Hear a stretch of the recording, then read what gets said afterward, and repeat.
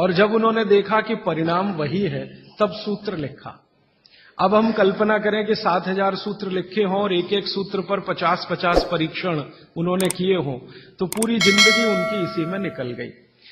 महर्षि बागभट्ट बाल ब्रह्मचारी थे, अंतिम समय तक वो ब्रह्मचर्य का ही पालन करते रहे, गृहस्थ आश्रम उन्होंने नहीं जिया, लेकिन वो मानते थे कि गृहस्थ आश्रम बहुत महत्व का है। तो ऐसे महर्षि बागभट्ट के सूत्रों को मैं पिछले 6 साल से पढ़ता रहा, और भारत की आज की जो परिस्थिति है, मैं मानता था और आज भी मानता हूं कि उसमें ये बहुत अनुकूल है। आज हमारे भारत की परिस्थिति ऐसी है, 112 करोड़ लोग इस देश में रहते हैं, इनमें से करीब 75 से 80 करोड़ लोग बीमार हैं।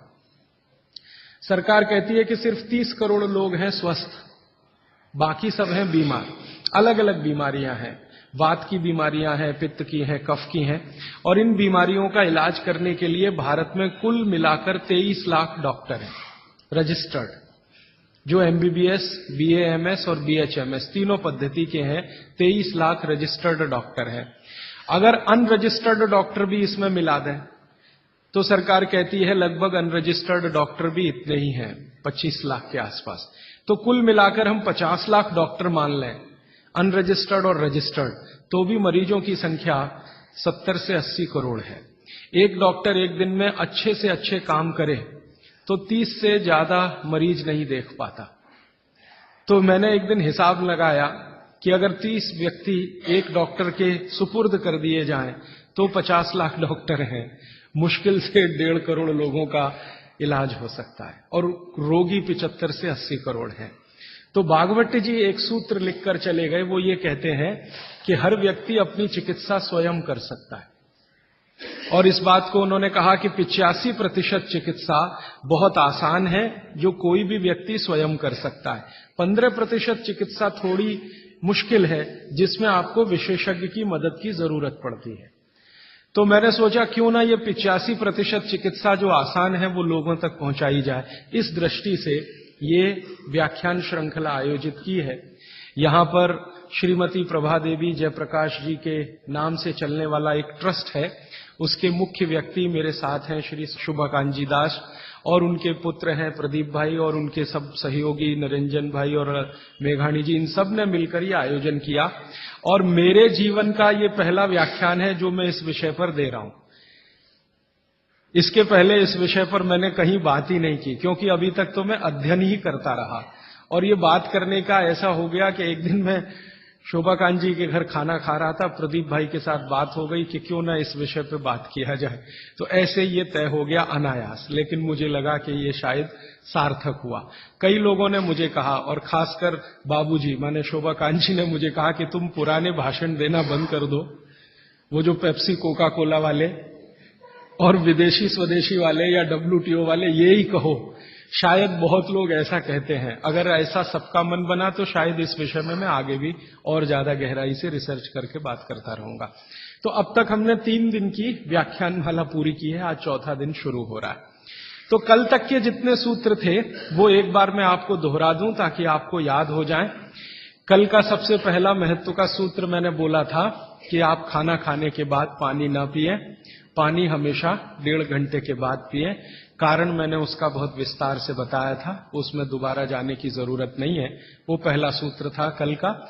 दूसरा सूत्र था कि पानी जब भी पिए तो घूट घूट भर के पिए, एक एक सिप लेकर पानी पिए, जैसे आप गर्म दूध पीते हैं या गर्म चाय या गर्म कॉफी पीते हैं, और उसका कारण भी मैंने आपको समझा दिया था।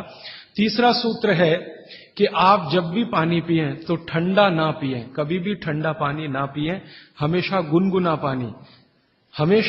पानी पिए। वैसे जैन दर्शन में इसी को पक्के पानी की कहा जाता है, इसको बात वो बिल्कुल वैज्ञानिक है। बागभट्ट जी भी उसका समर्थन करते हैं। हमेशा गुनगुना पानी पीने की कोशिश करें। आप में से कई लोगों ने सवाल पूछे थे कि गर्मियों में भी क्या गुनगुना पानी पिए। बागभट्ट जी की माने तो गर्मियों में भी गुनगुना पी सकते हैं, लेकिन कोई बहुत तकलीफ आए तो मिट्टी के बर्तन का पानी आप गर्मी के दिनों में 3-4 महीने पी सकते हैं। फिर चौथा सूत्र ये था कल का कि पानी कभी भी पिए तो सवेरे उठते ही सबसे पहले जरूर पिए, माने सुबह की शुरुआत पानी से करें। और उसमें मैंने बताया था कि मुंह का कुल्ला किए बिना वो उठते ही पानी आपको पीना है। क्योंकि रात को जब आप सोते हैं तो जो कुछ भी लार मुंह में बनी है ये बहुत ही कीमती है, इसका औषधीय गुण बहुत है। और जैन दर्शन में इसको अहिंसा के साथ जोड़ा हुआ है, और वो मैंने करके भी देखा है कि सुबह की लार गलती से भी आप किसी चींटी या चींटा या मक्खी पे थूक दो, वो तुरंत मर जाएगा। सुबह की लार अगर आपने गलती से चींटी, चींटा या मक्खी पे थूक दिया, वो तुरंत मर जाता है, क्योंकि उसका औषधीय गुण बहुत प्रबल होता है सुबह सुबह। तो जैन दर्शन ने इसको अहिंसा से जोड़ा, भागवत जी ने इसको शरीर स्वास्थ्य से जोड़ा। तो ये 4 सूत्र मैंने कल आपको बताए थे, ये बहुत फंक्शनल हैं, ऑपरेटिव। इसके पहले 5 सूत्र पिछले 2 दिनों में मैंने बात की थी। आने वाले शायद एक दिन मैं सब सूत्रों को फिर से रिपीट कर दूंगा ताकि आपको भूलने ना पाए, आसानी से याद हो। अभी मैं आगे बढ़ता हूं। कल के सूत्र को आगे बढ़ाते हुए मैं एक सूत्र आपके सामने कहता हूं। भागवत जी कहते हैं बहुत गहरी बात। वो ये कहते हैं, ये साध्वी जी हैं इसलिए मुझे आज कहना बहुत उपयोगी भी लग रहा है इस सूत्र का। मैं सोचा था कि कल कहूंगा, लेकिन आज कह रहा हूं। भागवत जी कहते हैं कि जब आप भोजन करें कभी भी, तो भोजन का समय थोड़ा निश्चित करें। भोजन का समय निश्चित करें। ऐसा नहीं कि कभी भी कुछ भी खा लिया। हमारा ये जो शरीर है ये कभी भी कुछ भी खा लेने के लिए नहीं है। इस शरीर में जठर है, मैंने आपसे कहा, उसमें अग्नि प्रदीप्त होती है। तो भागवती जी कहते हैं कि जब जठर में अग्नि सबसे ज्यादा तीव्र हो, उसी समय भोजन करें, तो आपका खाया हुआ एक एक अन्न का हिस्सा पाचन में जाएगा और रस में बदलेगा, और रस में से मांस, मज्जा, रक्त, वीर, मल, मूत्र, मेद और आपकी अस्थियां, इनका विकास होगा। तो कभी भी कुछ ना खाएं। ये पद्धति भारत की नहीं है, ये यूरोप की है। यूरोप में डॉक्टर्स हैं, वो हमेशा कहते हैं कि थोड़ा थोड़ा खाते रहो, कभी भी खाते रहो। हमारे यहां ये नहीं है, थोड़ा थोड़ा खाते रहो, कभी भी खाते रहो। आपको दोनों का अंतर समझाना चाहता हूं। भागवत जी कहते हैं कि खाना खाने का समय निर्धारित करें, और समय निर्धारित होगा उससे जब आपके पेट में अग्नि की प्रबलता हो, जठर अग्नि की प्रबलता हो। भागवत जी ने इस पे बहुत रिसर्च किया, और वो कहते हैं कि 1.5-2 साल की रिसर्च के बाद उनको पता चला कि जठर अग्नि कौन से समय सबसे ज्यादा तीव्र होती है। जठर अग्नि कौन से समय सबसे ज्यादा तीव्र होती है? तो वो कहते हैं कि जब सूर्य का उदय होता है।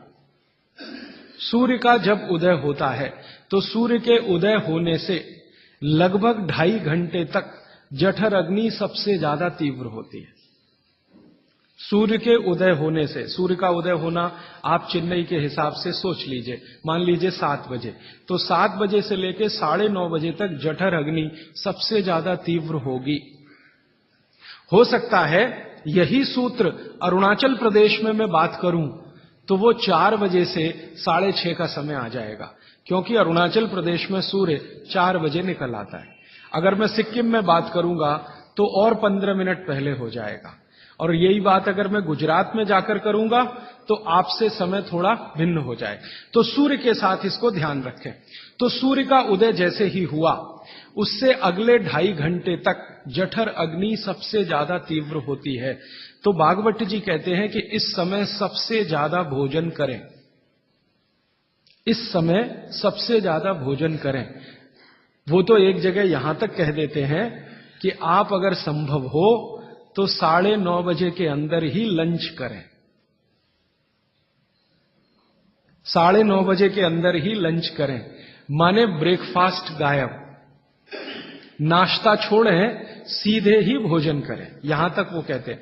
वो ये कहते हैं कि सुबह 9:30 बजे तक अगर आपने भरपेट भोजन किया है तो इसमें से जो कुछ भी बनेगा वो एक एक बूंद, एक एक अन्न का टुकड़ा, एक एक दाने का टुकड़ा आपके शरीर के लिए उपयोगी होगा। क्यों? क्योंकि वो कहते हैं कि सुबह 7 बजे से, आपके हिसाब से मैं कह रहा हूं, 7 बजे से 9:30 जठर अग्नि बहुत तीव्र होती है।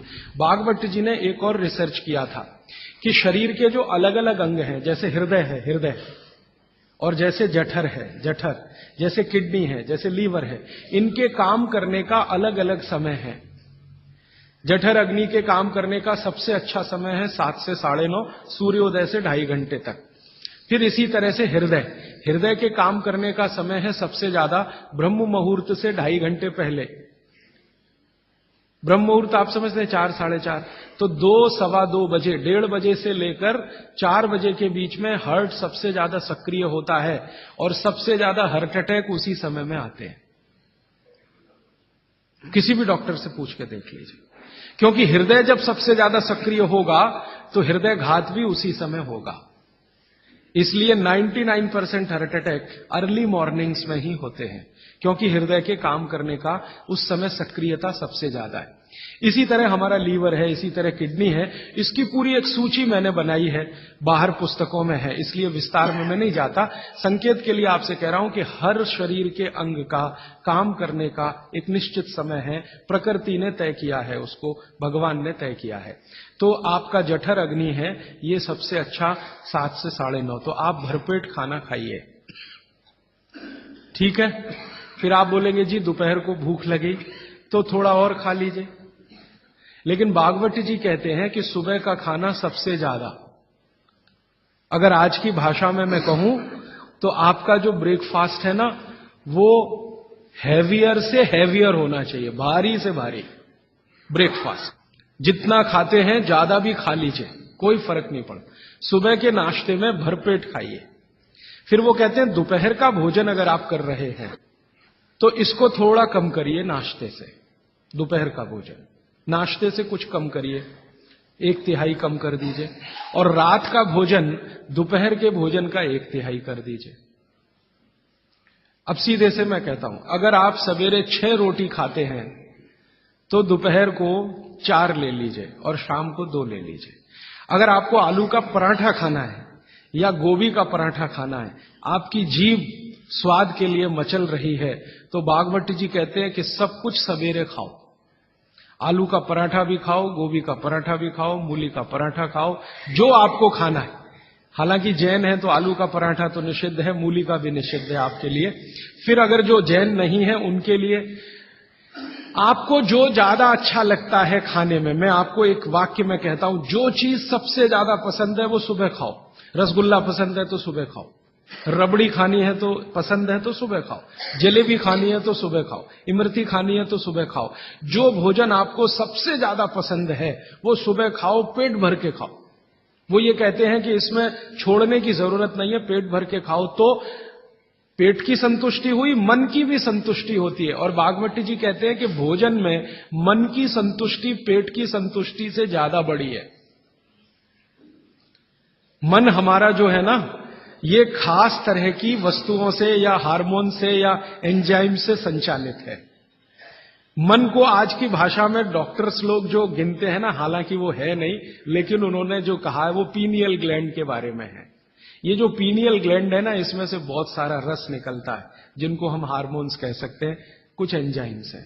ये संतुष्टि के लिए सबसे आवश्यक ग्लैंड है पीनियल ग्लैंड। तो भोजन अगर आपको तृप्त करता है, भोजन में एक तो पेट भरना है और एक तृप्त होना, तृप्त करेगा तो पीनियल ग्लैंड आपकी सबसे ज्यादा सक्रिय है, तो जो भी रस और एंजाइम चाहिए शरीर को नियमित रूप से समान अंतर पे निकलते रहते हैं।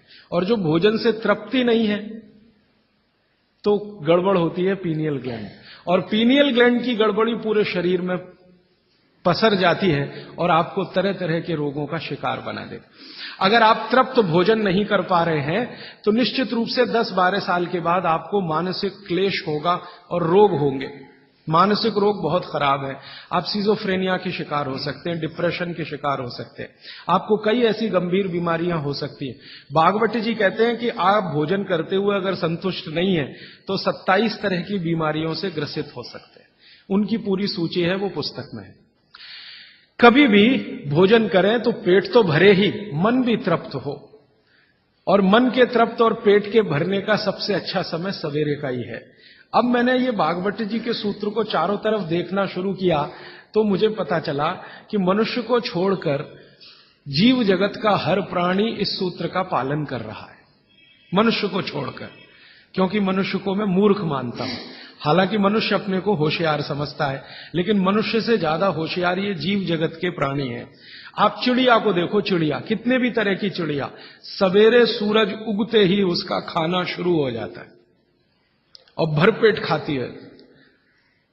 6 बजे के आसपास आप राजस्थान में निकल जाओ, गुजरात में निकल जाओ, सब चिड़िया अपने अपने काम पे लगी हुई है, खाना खाने में खूब जम के खाती है, और पेट भर गया उसके 4 घंटे के बाद ही पानी पीती है, दोपहर को ही पानी पीती है। गाय को देखो, सुबह उठते ही सूरज जैसे ही निकलेगा गाय का खाना शुरू हो जाएगा, भैंस का खाना शुरू हो जाएगा, बकरी, बकरे, भेड़, गधा, घोड़ा सब सुबह उठते ही खाना खाना शुरू करेंगे और पेट भर के खाएंगे, छक के खाएंगे, फिर दोपहर को आराम करेंगे।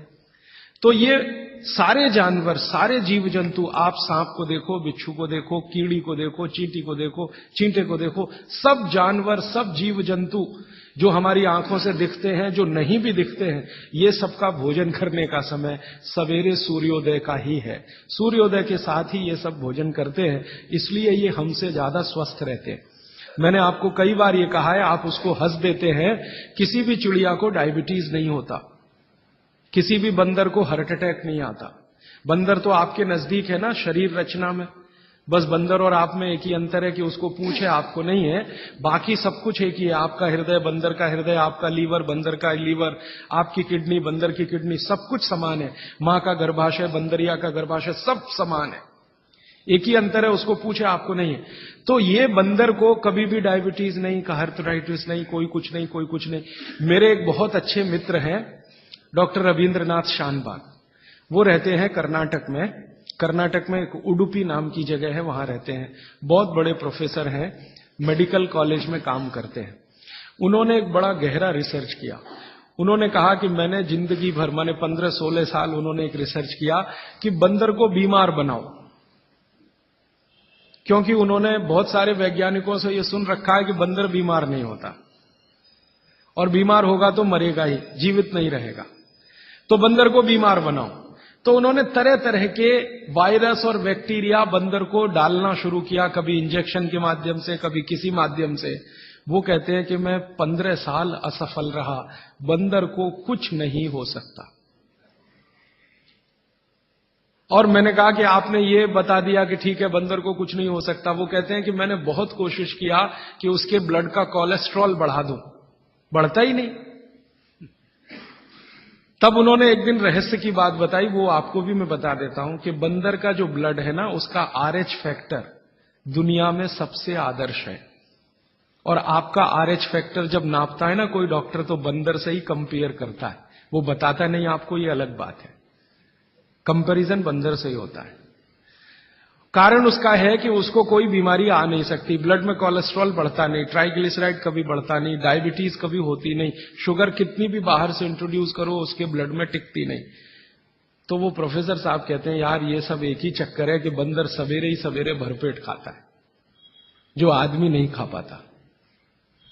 तो वो प्रोफेसर रविंद्रनाथ शानबाग ने कुछ अपने मरीजों को कहा कि देखो भैया बंदर की तरह से खाओ, माने सुबह सुबह भरपेट खाओ। तो उनके कई मरीज हैं जिन्होंने पर उन्होंने एक्सपेरिमेंट किया, और वो मरीज बताते हैं कि जब से उन्होंने सुबह भरपेट खाना शुरू किया, किसी की डायबिटीज माने शुगर कम हो गई, किसी का कोलेस्ट्रॉल कम हो गया, किसी के घुटने का दर्द कम हो गया, किसी के कमर का दर्द कम हो गया, किसी का कुछ, गैस बनना बंद हो गई, पेट में जलन होना बंद हो गई, नींद अच्छी आने लगी, वगैरह वगैरह सारे इंप्रूवमेंट वो बोलते हैं होते हैं। तब से वो चिल्ला चिल्ला कर कहते हैं, और ये बात भागवत जी 3500 साल पहले कहते हैं कि सुबह का खाना सबसे अच्छा, माने सबसे ज्यादा खाना है, सबसे अच्छा खाना है, जो भी स्वाद आपको लगता है वो सुबह ही खाइए। तो सुबह का खाना फिक्स करिए, समय तय करिए। तो समय मैंने आपको बता दिया, सूरज उगा और 2.5 घंटे तक, माने 9:30 बजे तक, ज्यादा से ज्यादा 10 बजे तक आपका भोजन हो जाना चाहिए। और ये भोजन तभी होगा जब आप नाश्ता बंद करेंगे। ये नाश्ता हिंदुस्तानी चीज नहीं है, ये अंग्रेजों की है। और आप जानते हैं ना हमारे यहां चक्कर क्या चल गया, नाश्ता थोड़ा कम करेंगे, लंच थोड़ा ज्यादा करेंगे, डिनर उससे भी ज्यादा करेंगे। सवा सत्यानाश, एकदम उल्टा। भागवत जी कहते हैं कि नाश्ता सबसे ज्यादा करो, लंच उससे कुछ कम करो, डिनर सबसे कम करो। हमारा बिल्कुल उल्टा चक्कर है, डिनर सबसे ज्यादा, लंच उससे कुछ, और नाश्ता सबसे कम। ये अंग्रेज और अमरीकियों के लिए नाश्ता कम है। कारण पता है, वो लोग नाश्ता हल्का ही करें तो उनके लिए अच्छा है। हमारे लिए नाश्ता ज्यादा ही करना बहुत अच्छा है। कारण उसका एक ही है कि अंग्रेजों के देश में सूर्य नहीं निकलता। साल में 8-8 महीने तक सूरज के दर्शन नहीं होते। और ये जो जठर अग्नि है ना, ये सूरज के साथ सीधे संबंधित है। जैसे जैसे सूर्य तीव्र होगा, अग्नि तीव्र होगी। जैसे जैसे सूर्य कम होगा, अग्नि भी कम होगी। तो यूरोप और अमेरिका में सूरज निकलता नहीं। साल में 8-8 महीने बर्फ पड़ती है, -40 डिग्री सेंटीग्रेड तापमान होता है। तो वहां जब सूरज है नहीं, तो जठर में अग्नि हो नहीं सकती, तो वो नाश्ता हैवी नहीं कर सकते। करेंगे तो उनको तकलीफ हो जाएगी। इसलिए मैंने सबसे पहले दिन जो सूत्र बोला था, अपनी आबो हवा, अपना पर्यावरण, अपना वातावरण, अपनी तासीर, इसको ध्यान में रखकर ही चलें। तो आपके देश की जो आबो हवा और तासीर है वो ये कि हर दिन सूरज निकलता है, सुबह निश्चित रूप से निकलता है, अगले दिन भी निकलेगा, करोड़ों साल से निकल रहा है, अगले करोड़ों साल तक निकलेगा। इसलिए भारत में every morning is good morning, सभी सुबह अच्छी है। यूरोप वाले तरसते हैं गुड मॉर्निंग के लिए, अच्छी सुबह होती नहीं वहां। इसलिए हर एक आदमी दूसरे को विश करता है, may I wish you to have a good morning. इसलिए वो गुड मॉर्निंग वाले लोग हैं। हमारे यहां तो every morning is good morning. तो हम गुड मॉर्निंग में क्यों फंसे हुए हैं? तो गुड मॉर्निंग से निकलिए, नमस्ते में आइए, नमस्कार में आइए, वणक्कम में आइए। ये गुड मॉर्निंग आपके लिए काम की चीज नहीं है। और ये गुड मॉर्निंग जुड़ी हुई है आपके पेट से। जितनी अच्छी सुबह होगी, माने सूर्य जितना अच्छा होगा, उतनी तीव्र जठर अग्नि होगी, उतना ही अच्छा भोजन करिए। तो वो कहते हैं कि सुबह का खाना आप भरपेट खाइए, माने नाश्ते को लंच में बदल दीजिए। ठीक है, 9:30 बजे तक, 10 बजे तक ज्यादा से ज्यादा। फिर आप इसमें तर्क और कुतर्क मत करिए। जी हमको दुकान जाना है, हमको ऑफिस जाना है, हमको दुनियादारी संभालनी है। किसके लिए? इसी पेट के लिए ना। ये दुनियादारी कर किसके लिए? आप इसी पेट के लिए ना। तो पेट तो दुरुस्त होने के लिए भागवत जी कह रहे हैं कि भाई इसको संभाल लो, तो दुनियादारी संभलती है। और ये गया तो दुनियादारी संभाल के करेंगे क्या? मान लीजिए पेट ठीक नहीं है, स्वास्थ्य ठीक नहीं है, आपने 10,000 करोड़ कमा लिया, क्या करेंगे? डॉक्टर को ही देंगे ना। तो डॉक्टर को देने से अच्छा किसी गौशाला वाले को दे दीजिए, पेट दुरुस्त कर लीजिए। तो पेट आपका है तो दुनिया आपकी है, ये आप जान लीजिए। इसलिए पेट को दुरुस्ती के लिए भागवत जी कहते हैं सुबह का खाना भरपेट खाइए। माने आप बाहर निकलें घर के तो छक्कर खाना खा के निकलिए, भोजन करके ही निकलिए। दोपहर को 12 बजे से 1 बजे के बीच में जठर अग्नि की तीव्रता कम होना शुरू होती है। तो उस समय थोड़ा कुछ हल्का खाएं, माने जितना सुबह खाया उससे कुछ कम खाएं तो अच्छा है, ना खाएं तो और भी अच्छा है। खाली फल खा लें, जूस पी लें, दही पी लें, मट्ठा पी लें, आदि आदि। शाम को फिर खाएं। अब शाम का भागवत जी कहते हैं कि आपने एक चीज देखी है ना, वो बहुत प्रकृति से सीखने की जरूरत है। दीपक भरा तेल का दीपक आप जलाना शुरू करिए तो पहली लौ खूब तेजी से जलेगी, ठीक है, और अंतिम लौ भी तेजी से जलेगी। माने दीपक जब बुझने वाला होगा तो बुझने से पहले वो बहुत तेज जलेगा। यही पेट का भी नियम। जठर अग्नि सुबह सुबह बहुत तीव्र होगी और शाम को जब सूर्यास्त होने जा रहा है तब भी तीव्र होगी, बहुत तीव्र होगी। तो कहते हैं शाम का खाना सूरज के रहते रहते खा लो। सूरज डूबा तो अग्नि भी डूबी। तो वैसे तो जैन दर्शन में कहा है रात्रि भोजन निषेध है, भागवत जी भी यही कहते हैं, तरीका अलग है बस। आप अहिंसा के लिए कहते हैं, वो स्वास्थ्य के लिए कहते हैं। वो ये कहते हैं शाम का खाना तो सूरज डूबने के बाद दुनिया में कोई नहीं खाता। गाय को खिला के देख लो, नहीं खाएगी। भैंस भी नहीं खाती, खिला के देख लो। बकरी भी नहीं खाएगी, बकरा गधे को खिला के देख लो, खाता नहीं। हाँ, बिल्कुल नहीं खाता। आप खाते हैं तो आप अपने को कंपेयर कर लीजिए कि किसके साथ हैं आप। कोई जानवर, कोई जीव राशि सूरज डूबने के बाद खाती नहीं, तो आप क्यों खा रहे हैं? प्रकृति का नियम भागवत जी कहते हैं पालन करिए। माने रात का खाना जल्दी कर दीजिए, सूरज के रहते रहते। माने 5-6 बजे के आसपास आपके यहां सूरज डूबता है, 6 बजे या 6:30 बजे, वही समय सबसे अच्छा है, डूबने से पहले। अब कितना पहले? तो भागवत जी ने उसका कैलकुलेशन दिया 40 मिनट पहले। सूरज डूबने का समय पता कर लीजिए। चेन्नई में सूरज शाम को 7 बजे डूब रहा है तो 6:20 तक, 6 बजे डूब रहा है तो 5:20 तक। ये हिंदुस्तान के किसी भी कोने में चले जाइए, सूरज डूबने से 40 मिनट पहले का ही निकलेगा। तो 40 मिनट पहले शाम का खाना खा लीजिए और सुबह का तो सूरज निकलने के 2.5 घंटे तक कभी भी खा लीजिए। दोनों समय पेट भर के खा लीजिए। फिर कहेंगे जी रात को क्या? तो रात के लिए भागवत जी कहते हैं कि एक ही चीज है रात के लिए कि आप कोई तरल पदार्थ ले सकते हैं, जिसमें सबसे अच्छा उन्होंने दूध कहा है। साध्वी जी तो वो भी नहीं ले सकते, साधु तो वो भी नहीं ले सकते, लेकिन आप गृहस्थी लोग हैं तो इतनी छूट चाहे तो आप ले सकते हैं। भागवत जी कहते हैं कि शाम को सूर्य डूबने के बाद, मैंने आपको कल कहा था, हमारे पेट में जठर स्थान में कुछ ऐसे हार्मोन्स या एंजाइम्स या रस पैदा होते हैं जो दूध को पचाते हैं। इसलिए वो कहते हैं सूर्य डूबने के बाद जो चीज खाने वाली है वो दूध है, या पीने वाला है वो दूध है। तो रात को दूध रख लीजिए, 6 बजे तक भरपेट खाना रख लीजिए। सुबह का खाना अगर आपने 9:30 10 बजे खाया तो शाम को 6 बजे खूब अच्छी सी भूख लगेगी। फिर आप कहेंगे जी हम तो दुकान पे बैठे हैं 6 बजे, तो डब्बा मंगा लीजिए, दुकान में डब्बा आ सकता है। हाँ, डब्बा आने में कोई तकलीफ नहीं है। दुकान में आप 6 बजे बैठे हैं, डब्बा आपका आ सकता है। और मैं आपको हाथ जोड़कर कह रहा हूं, आप में से कोई भी डायबिटिक पेशेंट है, कोई भी अस्थमेटिक पेशेंट है, किसी को भी बात का गंभीर रोग है, आज से ये सूत्र चालू कर दीजिए। 3 महीने बाद आप खुद मुझे फोन करके कहेंगे राजीव भाई पहले से बहुत अच्छा हूं, शुगर लेवल कम हो रहा है, अस्थमा मेरा पहले से कम हो रहा है। ट्राइग्लिसराइड चेक कर लीजिए और इस सूत्र को शुरू कर दीजिए। 3 महीने बाद फिर चेक करा लीजिए, पहले से कम होगा। VLDL LDL आज चेक कर लीजिए, 3 महीने बाद फिर चेक करा लीजिए, बहुत तेजी से घटेगा। HDL आज चेक करा लीजिए, 3 महीने बाद चेक करा लीजिए, बहुत तेजी से बढ़ेगा। और HDL बढ़ना ही चाहिए, LDL VLDL कम होना चाहिए। तो ये सूत्र भागवत जी का जितना संभव हो आप ईमानदारी से पालन करिए, वो आपको स्वस्थ रहने में बहुत मदद करेगा।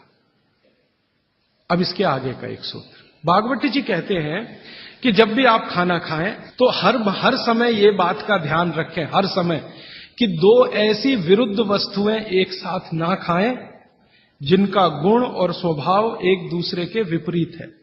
2 विरुद्ध वस्तुएं एक साथ कभी भी ना खाएं, ये है सीधा सीधा सूत्र।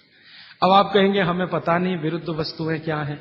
मैं कुछ विरुद्ध वस्तुओं की सूची बता देता हूं। डिटेल सूची तो भागवत जी ने बताई है। 103 वस्तुएं हैं जो एक दूसरे के एकदम खिलाफ है। 103 वस्तुएं। जैसे सबसे पहली वस्तु उन्होंने बोली है प्याज और दूध, दोनों एक दूसरे के जानी दुश्मन हैं। दूध और प्याज साथ में खाया तो 20 बीमारियां आने ही वाली हैं। सबसे ज्यादा बीमारियां आएंगी त्वचा की। आपको सोराइसिस होगा, आपको एक्जिमा होगा, आपको खाज होगी, आपको खुजली होगी अगर प्याज दूध साथ में खा रहे हैं तो कभी भी ना खाएं। इसी तरह से वो कहते हैं कि कटहल को क्या कहते हैं? कटहल समझते? जैक फ्रूट, दूध और जैक फ्रूट कभी ना खाएं, दोनों एक दूसरे के जानी दुश्मन। और दूध और ऐसा कोई भी फल साथ में ना खाएं जो सिट्रिक एसिड प्रधान है। सिट्रिक एसिड आप समझते हैं, संतरा, मौसम्मी, नारंगी, अंगूर, खट्टी चीज। एक खट्टी चीज तो आपकी बनाई हुई है, एक खट्टी चीज भगवान की बनाई हुई। तो भगवान की बनाई हुई खट्टी चीज है, दूध के साथ जानी दुश्मन है। भागवत जी ने बहुत साल रिसर्च करके बताया एक ही खट्टा फल है जो दूध के साथ खाएं, वो है आंवला। आंवला, आंवला ही एक फल है, खट्टा है, सिट्रिक एसिड भरपूर मात्रा में है, विटामिन सी भरपूर मात्रा में है, कैल्शियम उसमें भरपूर है। यही एक फल है जो दूध के साथ जरूर खाएं। बाकी कोई फल जिसमें खट्टापन है वो दूध के साथ ना खाएं। आम भी, आम अगर खट्टा है तो दूध के साथ ना खाएं, मीठा है तभी खाएं। आम और दूध की दोस्ती बहुत जबरदस्त है, लेकिन खट्टे आम की दूध से दोस्ती नहीं है। मीठा आम, एकदम मीठा आम, पका हुआ आम, उसी को दूध के साथ खा सकते हैं। एक और उन्होंने गिना है, वैसे तो आप जैन हैं तो ये बात आपके लिए लागू ही नहीं होती, लेकिन जैन नहीं है इसलिए कह रहा हूं। तो कभी भी शहद और घी एक साथ ना खाएं। दुनिया का सबसे खराब जहर है ये, शहद और घी। शहद घी साथ में ना खाएं। शहद खाना है तो घी ना खाएं, घी खाना है तो शहद ना खाएं। इसी तरह से उड़द की दाल और दही गलती से भी साथ में ना खाएं। उड़द की दाल, वैसे तो मैंने कल बोला था द्विदल, द्विदल में सबसे खतरनाक है उड़द की दाल। उड़द की दाल के बारे में जितनी भी रिसर्चेस भारत में हुई हैं वो ये कहती हैं कि ये दालों की राजा है, इसलिए ये अकेला ही खाएं। इसके साथ दही नहीं खा सकते, उड़द की दाल के साथ। दालों की राजा है, राजा अकेला ही रहता है, ऐसा कहा जाता है। तो कहते हैं उड़द की दाल भरपूर खाएं, मना नहीं है, लेकिन अकेली खाएं। और बाकी जो दालें हैं, अरहर की दाल है, मूंग की दाल है, तो मैंने कल कहा था कि ये भी द्विदल में है, दही तो ना खाएं। लेकिन कोई मजबूरी में खाना है तो उपाय मैंने बताया था कि दही गर्म करके खाएं, माने दही में बघार लगा के खाएं ताकि तासीर गर्म हो जाए उसकी, या मट्ठा गर्म करके खाएं, तासीर उसकी गर्म हो जाए। लेकिन मेरी आपको विनम्र विनती है, उड़द की दाल के साथ तो बिल्कुल ना दही खाएं, ना मट्ठा खाएं, बघारा हुआ भी नहीं खाएं। भागवत जी कहते हैं कि चलेगा ही नहीं। मैंने इस पे मेरे अपने शरीर पे एक्सपेरिमेंट किया। मैंने एक दिन कहा कि चलो खा के देखते हैं। भागवत जी ने कहा ना खाएं, खा के देखें क्या होता है शरीर को। तो मैंने खाने से पहले मेरा ब्लड प्रेशर चेक किया, और उड़द की दाल खाने के बाद दही खाया और फिर ब्लड प्रेशर चेक किया, तो मेरा ब्लड प्रेशर 22 से 25% बढ़ा हुआ था। फिर मैंने सोचना शुरू किया कि रोज रोज अगर मैं ये खाने लगूं, उड़द की दाल और दही उड़द की दाल, तो 100% 6-8 महीने में हार्ट अटैक आ ही जाएगा। इसका मतलब माताओं बहनों से हाथ जोड़कर निवेदन है, दही बड़ा कभी भी नहीं, क्योंकि दही बड़ा में उड़द की दाल का बड़ा अगर है तो दही बिल्कुल नहीं। अगर आपको दही बड़ा खाना ही है तो मूंग की दाल का, मूंग की दाल का बड़ा है, दही बघार कर या मट्ठा बघार कर आप ले सकते हैं। उड़द की दाल का बड़ा अगर बनाया है तो दही के साथ तो गलती से भी नहीं। उड़द की दाल का बड़ा सीधे चटनी से खा सकते हैं, दही से नहीं। और अगर शादी ब्याह है आपके घर में तो मीनू बनाते समय ध्यान रखें कि मेहमानों को उड़द की दाल का बड़ा और दही ना परोसें, नहीं तो दोहरे पाप के भागीदार बने। आप अपना तो नाश करेंगे या आने वालों का भी नाश करेंगे। और अतिथि देवता है, उसको जहर ना खिलाएं। तो ऐसी एक सूची है। मैंने तो आपको 4-5 चीजें बताई हैं, विस्तार से आप पुस्तक में देख सकते हैं। वो सूची ये कहती है 103 वस्तुओं की, ये चीज इसके साथ ना खाएं, ये चीज इसके साथ ना खाएं। तो भागवत जी कहते हैं 2 विरोधी चीजें साथ में ना खाएं। और वो कहते हैं कि अगर आपने ये सूत्र धारण कर लिया तो जिंदगी भर आप निसंकोच बिना किसी रोक के जीवन बिता सकते हैं। तो आज का एक सूत्र मैंने बोला, फिर ये दूसरा सूत्र हुआ, अभी तीसरे सूत्र पे चलता हूं आज का। भागवत जी कहते हैं कि खाना आप जब भी खाएं तो उसको जमीन पर बैठकर ही खाएं, जमीन पर बैठकर खाएं। मैं जैसे बैठा हूं ना, इसको आयुर्वेद की भाषा में कहते हैं सुख आसन। ये आसन में खाना खाएं। क्यों खाएं जी, प्रश्न आएगा आपके मन में। तो भागवत जी समझाते हैं कि जब आप इस आसन में बैठते हैं, सुख आसन में, तो आपके शरीर का जो जठर है ना, ये जो है सबसे ज्यादा तीव्र है। और इस आसन में इसकी तीव्रता हमेशा मेंटेन रहती है। आप अभी कुर्सी पर बैठे हैं, इसमें तीव्रता घट जाती है, और खड़े हो जाएं तो बिल्कुल कम हो जाएगी। कारण क्या है? आप शरीर के बारे में थोड़ा जानते हैं ना, हमारे शरीर में कई चक्र हैं, कई चक्र हैं। एक चक्र जो है ना, ये जो पीछे है, जहां पर आपका हिप जॉइंट्स और आपका ये जो मन का होता है, जहां मिलते हैं, वो सबसे महत्वपूर्ण चक्र है। ये प्रदीप्त होता है तभी, मन दीप्त होता है जब आप इस स्थिति में बैठें, और इसका जठर पर सीधे असर है। और ये असर आप अगर महसूस करना चाहते हैं तो जमीन पे बैठ के ही खाएं। और वो ये कहते हैं कि भोजन की जो थाली है वो आप बैठे उससे थोड़ा ऊपर रहे, माने पट्टा रख के या स्टूल रख के थाली उस पर ऐसे बैठ के खाएं। भागवत जी ने और एक बात कही है कि सबसे अच्छा तो ये है सुखासन, जिसमें आप बैठकर खाना खाएं। वो कहते हैं और एक आसन है जिसमें आप खाना खा सकते हैं, बाकी किसी में भी नहीं। वो गाय का दूध जब निकालते हैं ना, कैसे बैठते हैं, बस उस स्थिति में भी आप खाना खा सकते हैं। उकड़ू गाय दूध निकालने का जो स्थिति है बैठने का, उस स्थिति में बैठ के आप खाना खा सकते हैं, लेकिन वो आपके लिए नहीं है। इसको ध्यान से सुन लीजिए, क्योंकि आगे उन्होंने एक वाक्य लिख दिया कि जो शरीर श्रम ज्यादा करते हैं, जो शरीर श्रम ज्यादा करते हैं, जैसे किसान, जैसे हमारे कारीगर मजदूर, उनके लिए उकड़ू बैठकर खाना खाना सबसे अच्छा। खाते भी हैं, माने वो चेले हैं सब बागवट के।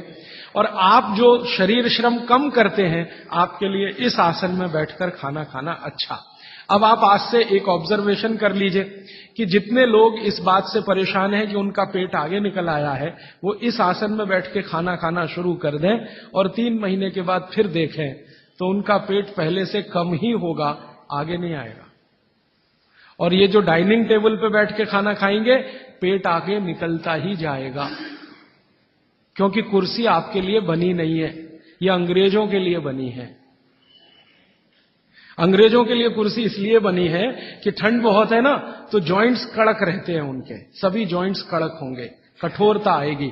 आपके यहां गर्मी बहुत है तो आपके जॉइंट्स में फ्लेक्सिबिलिटी है, तो आप आसानी से जमीन पर बैठ सकते हैं। कोई अंग्रेज नहीं बैठ सकता जैसे मैं बैठा हूं, अमरीकी नहीं बैठ सकता, क्योंकि घुटने कड़क हैं, हिप जॉइंट्स कड़क हैं, बैठने में तकलीफ है। तो उन्होंने अपनी तकलीफ को कम करने के लिए कुर्सी का आविष्कार किया है। आधे तो बैठे, पूरे नहीं बैठ सकते, तो वो आपके लिए नहीं है कुर्सी, ये अंग्रेजों की देन है। तो मेरी आपको विनती है कि डाइनिंग टेबल पे खाना ना खाएं। तो आप कहेंगे जी ले लिया तो बहुत सारा कचरा भर रखा है आपने घर में, क्या करेंगे उसका। हमको हिंदुस्तानियों को पिछले 60-70 साल में या 100 साल में एक गजब बीमारी हुई है, दुनिया भर का कचरा घर में लाके रखना। हाँ, ये इतनी खराब बीमारी आई है हमको कि बिना सोचे बिना समझे कचरा ला के घर में रखना। रसोइयों में मैं घरों में जाता हूं ना, टीन टपरे के इतने डब्बे होते हैं, खाली हैं, फेंकेंगे नहीं, संभाल के संभाल के संभाल के, कब काम आएंगे मालूम नहीं, लेकिन वो भरते ही जाते हैं, भरते ही जाते हैं।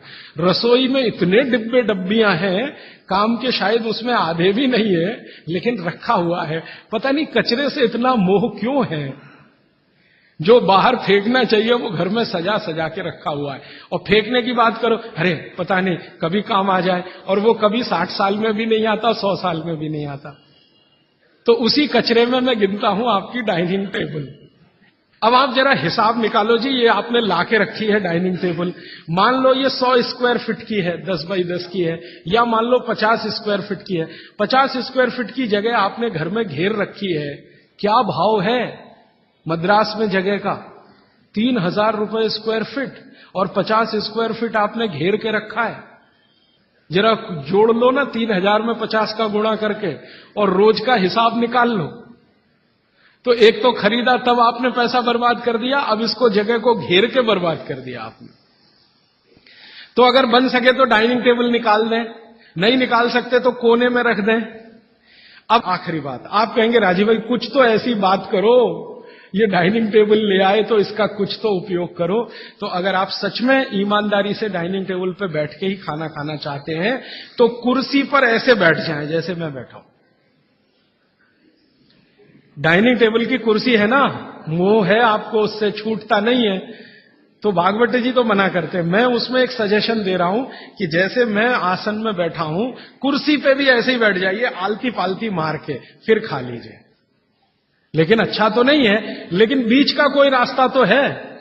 अब डाइनिंग टेबल निकले इसमें तो समय लगेगा, क्योंकि मन से नहीं निकलती। शरीर से निकलना तो आसान होता है, मन से नहीं निकलता। पता नहीं कितने कितने पैसे जमा करके ये हम लाए थे, अब ये निकले कैसे। तो आप उसका अगर सच में उपयोग करना चाहते हैं तो डाइनिंग टेबल पे कुर्सी पे ऐसे बैठ जाइए, आसन मार के आलती पालती मार के फिर खा लीजिए। और नहीं है अगर डाइनिंग टेबल तो बहुत सुखी है, मत लाइए, मेरी तो विनती है, मत लाइए। उसकी जगह लाना है तो छोटे छोटे पटरे ले आइए, जो आपके रसोई में बैठ के आप खाएं तो बहुत अच्छा है। अब आगे का एक सूत्र, बहुत अच्छा सूत्र है। भागवत जी कहते हैं कि खाना जब दोपहर को खाएं और सुबह खाएं, सुबह और दोपहर, ये दो बात। वो ये कहते हैं कि दोपहर और सुबह का खाना खाएं। वैसे तो वो कहते हैं दोपहर का ना खाएं, दोपहर का खाना सवेरे खाएं। लेकिन अगर आप खा ही रहे हैं तो वो ये कहते हैं कि तुरंत विश्रांति लें, खाते ही विश्रांति लें, खाते ही आराम करें, काम कोई ना करें। सुबह का खाना अगर 10 बजे खाया या 12 बजे खाया या 11 बजे खाया तो खाते ही विश्रांति लें। कब तक? 20 मिनट। 20 मिनट 20 मिनट विश्रांति लें। और उसको उन्होंने एक्सप्लेन किया है कि वो विश्रांति जो होनी चाहिए वो आपके शरीर को, जो बायां हाथ है इसको नीचे करके दाएं हाथ को ऊपर करके वाम कुक्षी अवस्था में लेटें। अब वाम कुक्षी को सरल भाषा में समझाता हूं। भगवान विष्णु को लेटे हुए देखा शेषनाग पर, बस उसी परिस्थिति में लेटे, उसी स्थिति में लेटे। विष्णु भगवान शेषनाग पर लेटे हुए, वो वाम कुक्षी की अवस्था है। खाना खाने के बाद हमेशा दोपहर को और सुबह इस अवस्था में जरूर लेटें। क्यों? Left side. आप जानते हैं हमारे शरीर में 2 नाड़ियां हैं, वैसे तो 3 हैं, 3 नाड़ियां, एक सूर्य नाड़ी है, एक चंद्र नाड़ी है, एक मध्य नाड़ी है। ये जो सूर्य नाड़ी है यही भोजन को पचाने में मदद करती है। सूर्य नाड़ी तभी चलती है जब आपकी चंद्र नाड़ी कम हो। भोजन पचाना है सुबह का और दोपहर का, सूर्य नाड़ी तीव्र होनी ही चाहिए। तो लेफ्ट साइड में लेटो तो तुरंत सूर्य नाड़ी शुरू हो जाती है। वैसे तो अगर आप स्वस्थ हैं तो खाना खाते ही आपकी सूर्य नाड़ी अपने आप शुरू हो जानी चाहिए। नहीं हो रही है तो लेफ्ट साइड में लेट जाइए, लेटते ही शुरू हो जाएगी। 20 मिनट जरूर लेटें। फिर आप कहेंगे जी नींद आ गई, तो भागवत जी कहते हैं ले लो एक झपकी। वो ये कहते हैं रोको मत इस नींद को।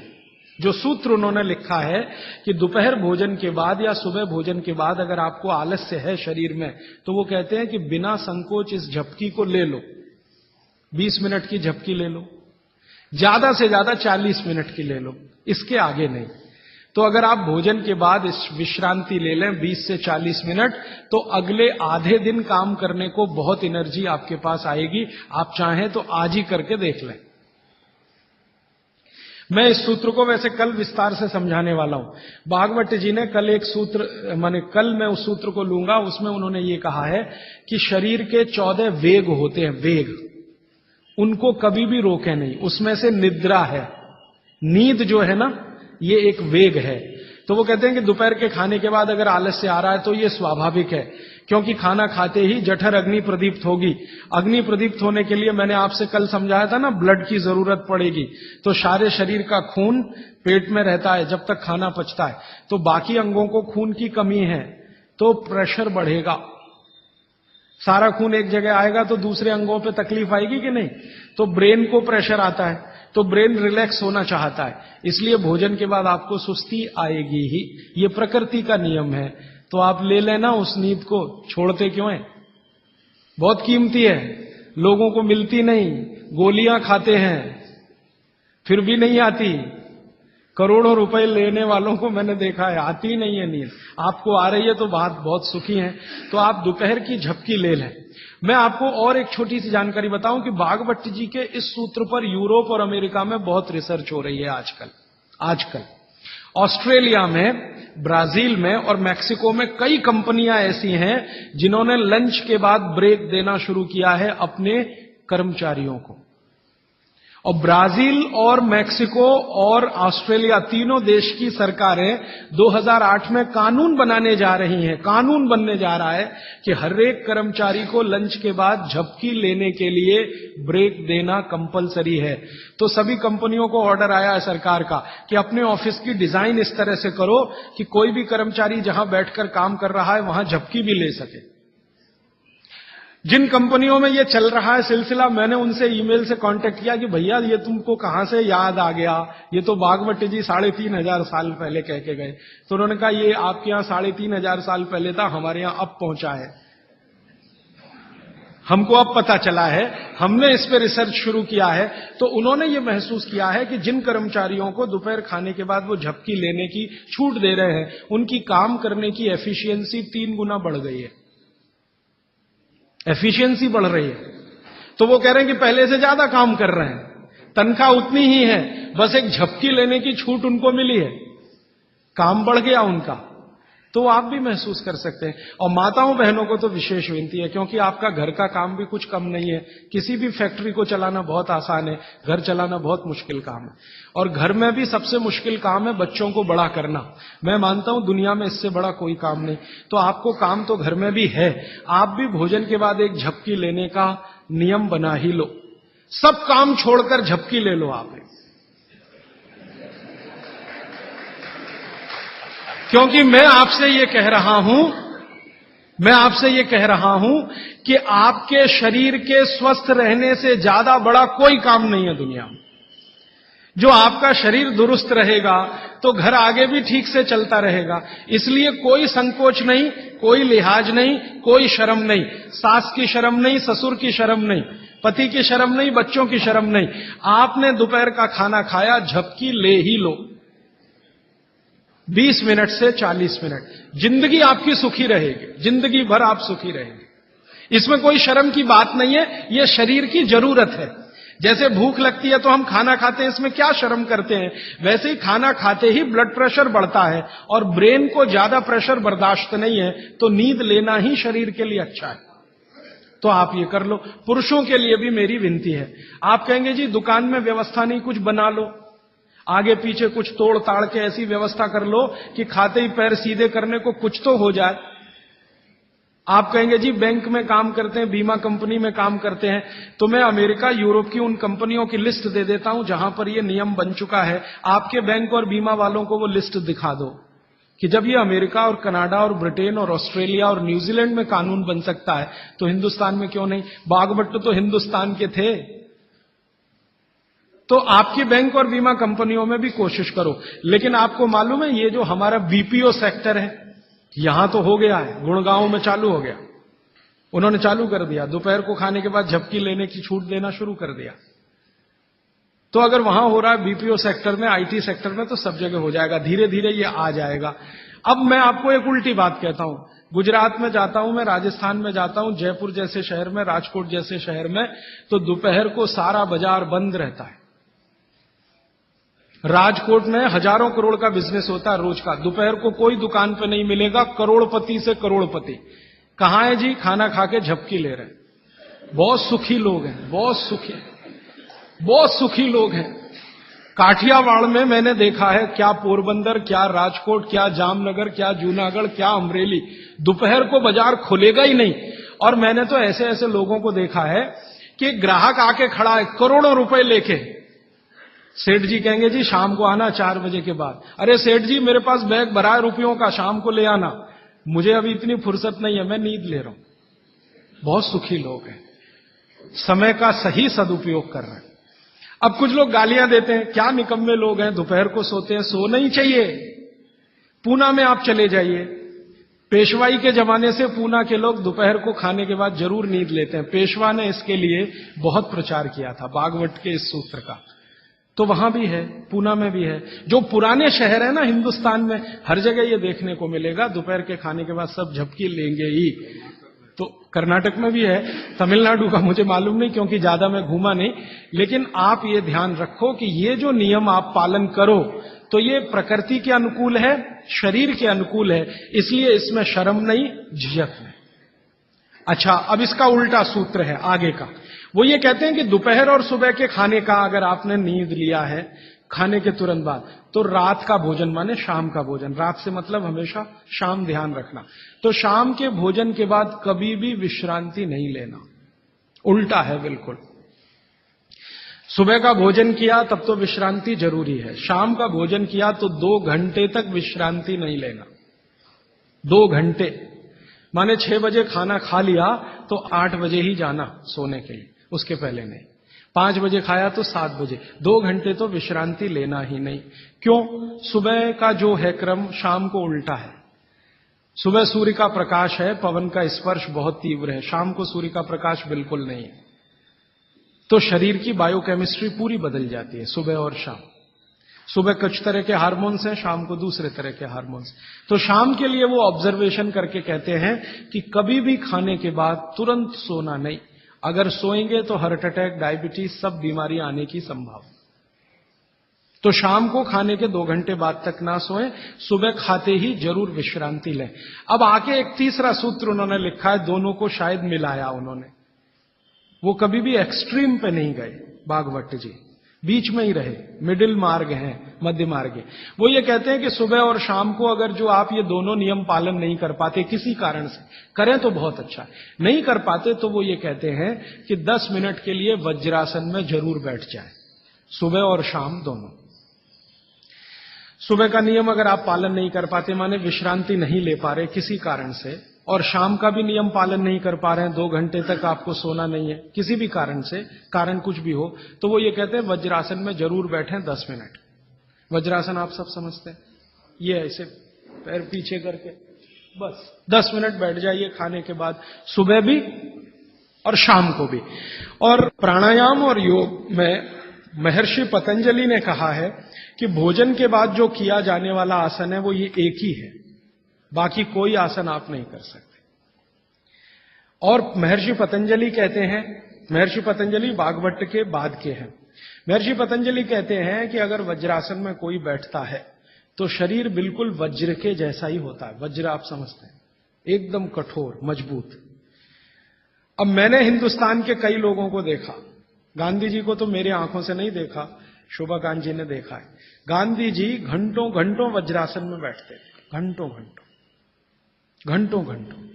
और आप देखो एकदम पतला दुबला शरीर और अंग्रेजों की लाठी खाने को हमेशा तैयार।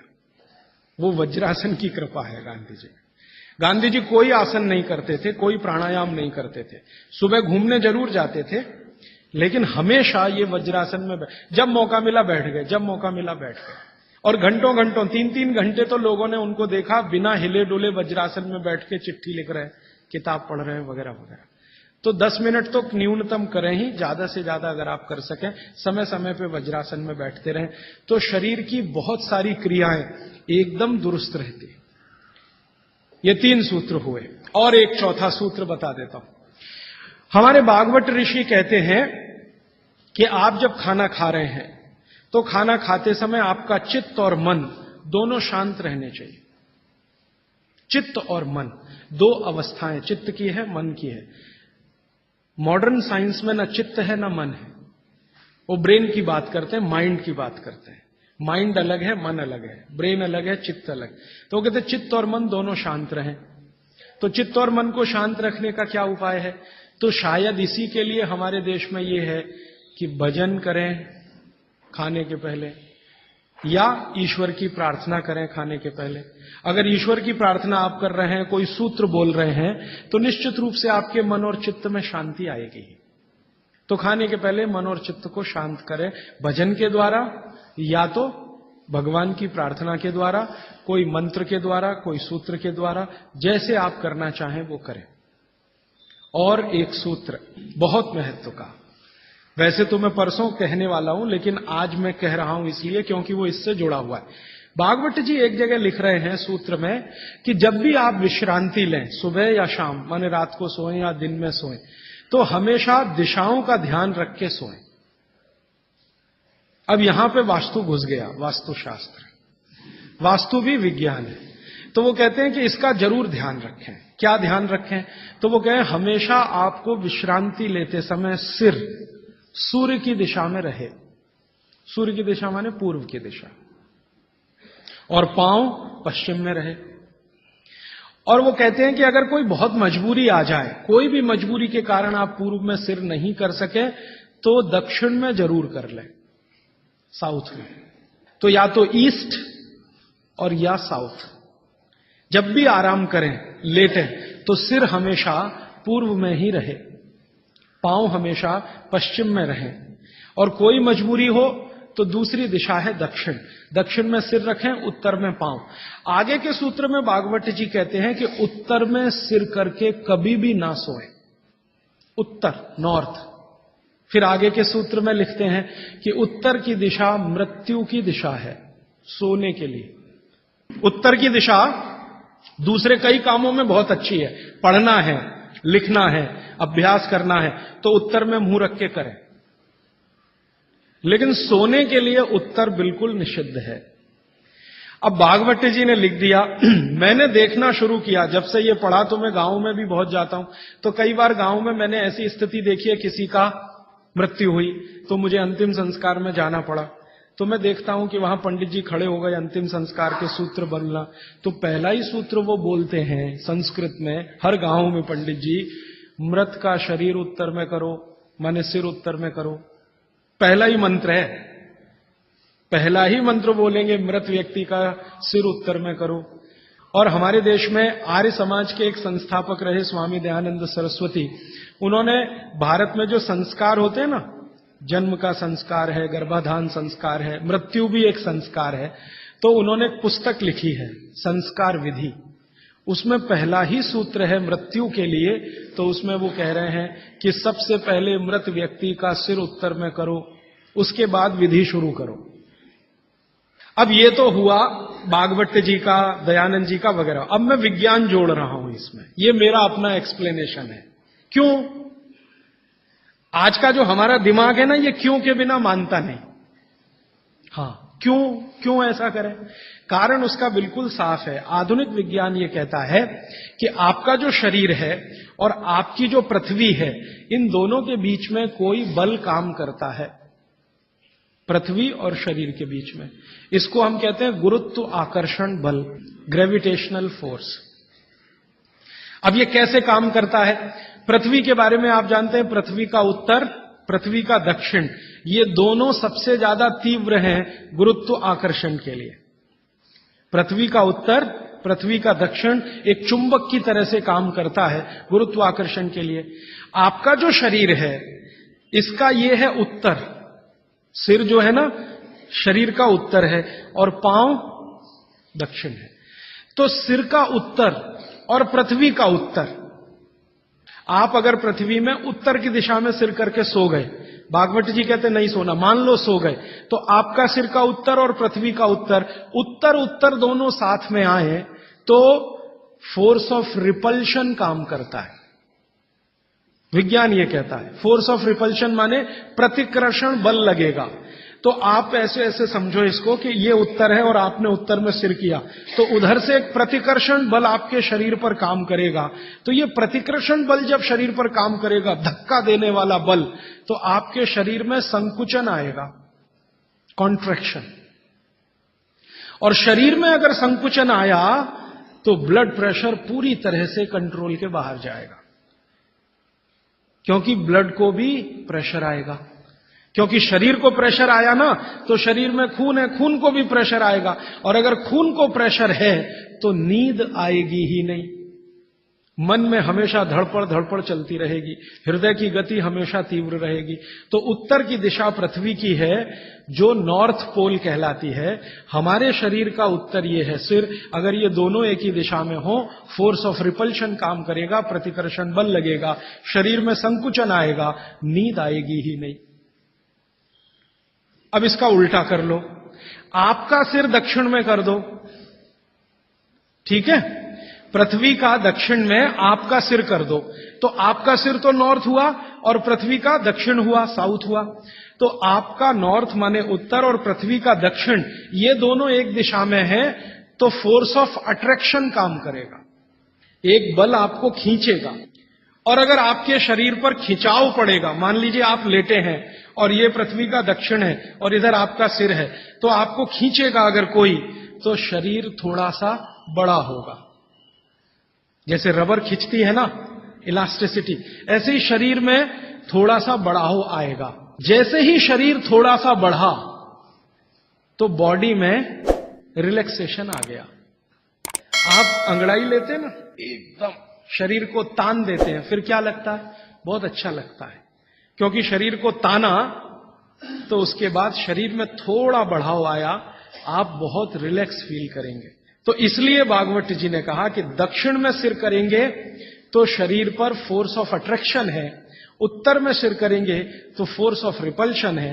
फोर्स ऑफ रिपल्शन में शरीर पर दबाव पड़ता है, फोर्स ऑफ अट्रैक्शन में खिंचाव पड़ता है। खिंचाव और दबाव एक दूसरे के विपरीत हैं। दबाव से शरीर में संकुचन आएगा तो खिंचाव से शरीर में थोड़ा सा फैलाव आएगा। तो फैलाव है तो आप सुखी नींद लेंगे, और उस पर दबाव है तो नींद नहीं है। इसलिए उन्होंने बहुत बेहतरीन विश्लेषण दिया है। ये विश्लेषण मैं मानता हूं जिंदगी के सारे मानसिक रोगों को खत्म करने का अकेला